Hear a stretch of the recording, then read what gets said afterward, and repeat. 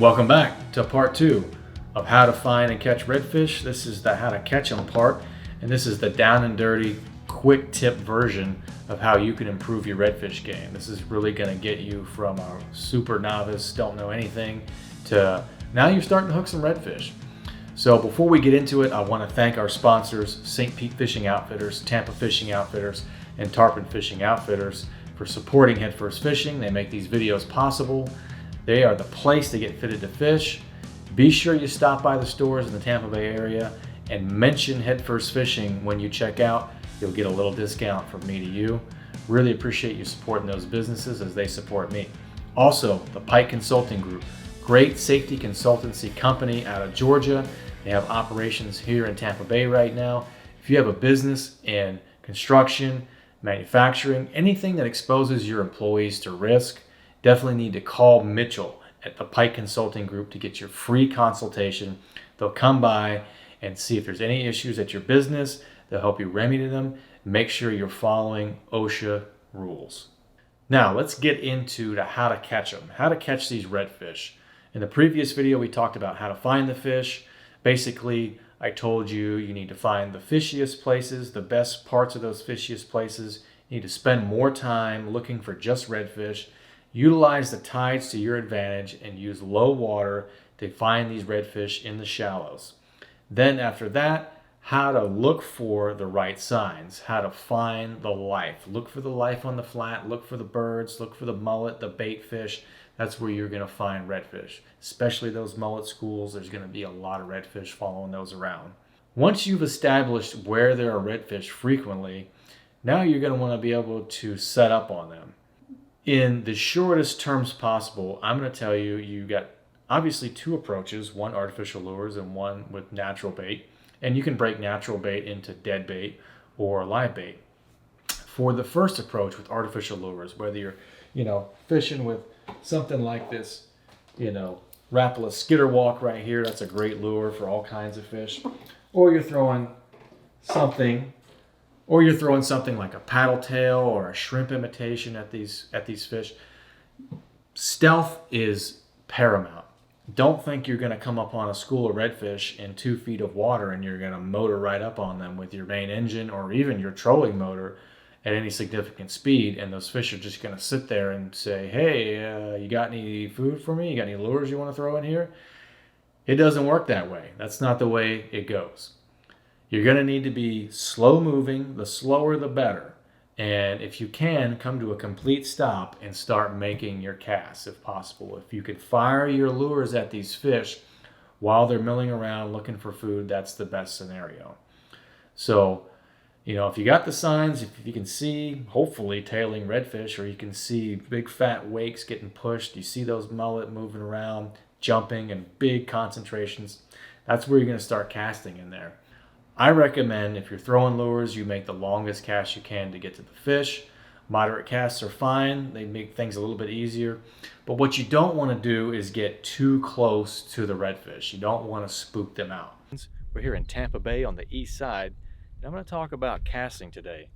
We're doing some shallow water fishing here. It's crystal clear water here on this flat back in the mangroves. And I see some likely places where fish will be hanging out ahead of the boat. I see some nice grass and some sand holes that lead up to that mangrove shoreline. So I'm trying to sight fish, but I'm also casting around. I'm fan casting ahead of the boat. And it's really important to try to hit some of these spots before your boat gets too close.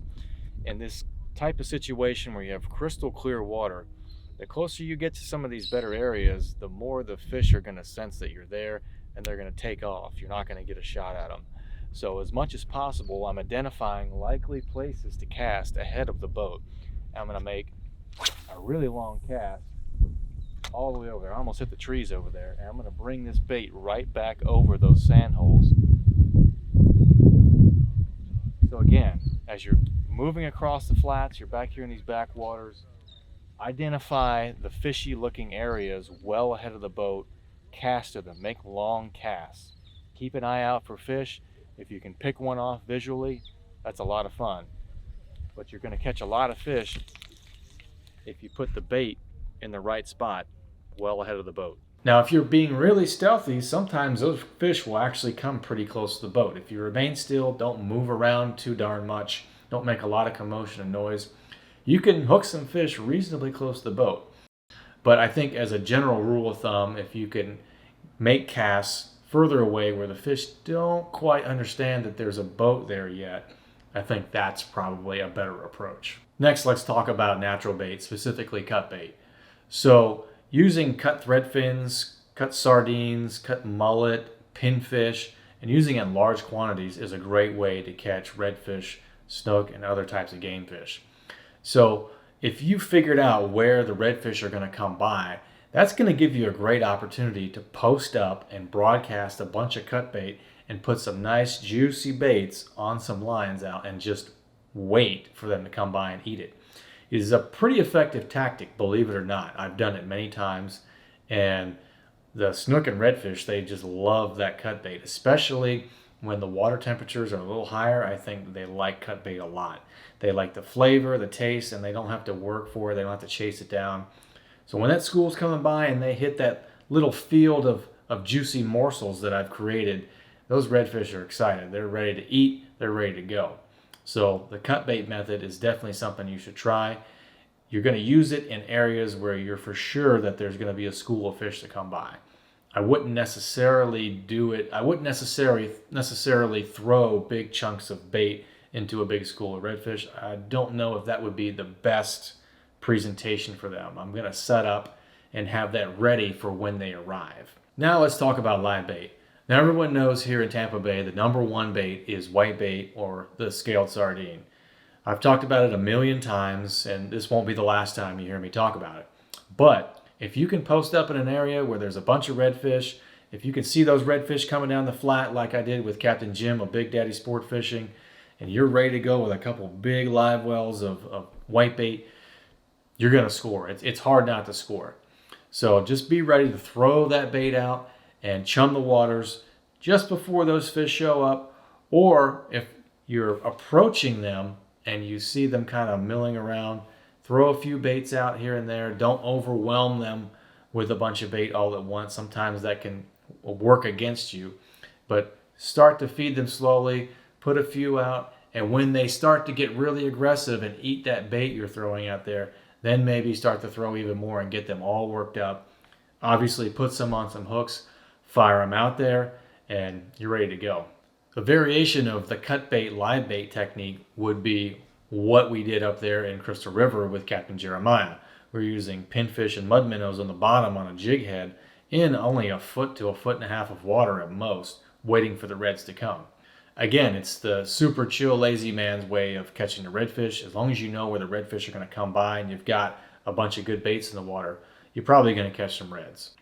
Now, let's say you're fishing the mangrove zone over here in West Central Florida or in South Florida or over in Texas, and the redfish have moved by. You've maybe caught a couple and they kept on going. The tide's coming up. Now where are they going? Well, good chance they're going to move further up into the mangroves, into the salt marsh. They're going to move up into creeks. Wherever that water allows them to push into, that's where they're going to go. Wherever they can find food, that's where they're going to go. So now you can do those same tactics, but now you're going to move your boat and you're going to work up closer to the structure. You're going to work closer to the branches around the mangroves. You're going to work those roots. You're going to go further back into those salt marsh creeks, way back into the bayous, and hey, look for those mullet again. Good chance they move with the tide too. They might be giving away where the redfish move to. But I've often found that a lot of those redfish will push further back into some of these areas from the main flat, and they'll go up under big overhanging branches, or they'll go deep into the sawgrass reeds, and that's where they'll hang out and find more food until the next tide change. One big key I can't emphasize enough that I'm passing on from Captain Jim over there at Big Daddy Sport Fishing is that if you got redfish on the move, do not chase behind them. All you're going to do is just spook them even more, and you'll never catch any. If you got redfish on the move, you got to move out away and head them off, and then represent your baits. If they come to you and you can get them to feed on some chum, if you can use cut bait or live bait, get them to stop right there and park it, then you can put more chum in the water and get them really excited, and you can start fishing them. I hope these quick tips have helped you get on the track to catching more redfish. I hope you get out there and put more time into looking for just redfish and really figure out where in your area the redfish are at a particular time of year. It's very important that you're taking notes of what's happening out there on the water. If you're seeing good signs of fish, make note of that in a journal. If something is not working, if you're in an area that seems to be dead, make sure you write down the day you were there, the conditions, and that you didn't see anything. Maybe you went somewhere else, you started seeing a lot of life. You saw 3, 4, 5, 6 redfish. Make sure you write that down. Write the conditions down. That's very important. You can come back to that, and that's how you really start patterning these fish. If you put in the right amount of time, if you pay attention, you make notes, you're gonna start catching a lot more redfish. Let me know how it's working for you. If you have any comments, make sure you leave them down below. Let me know what your thoughts are on this video. I'd love to hear from you. Thanks for coming to Head First Fishing. If you have any questions, you can email headfirstfishing@gmail.com. I'd love to hear from you. Make sure you hit that subscribe button and the bell notification button to keep up with all our videos. And now it's time for this episode's expert advice. 99% of failure to starts for boat motors are caused by a fuel ignition problem. You can shortcut all the safety regulation nonsense and go straight to the source. Go over to your fuel cap, open it up, and strike a lighter. You'll start the ignition process in no time. At Pike Consulting Group, we're changing the culture of safety.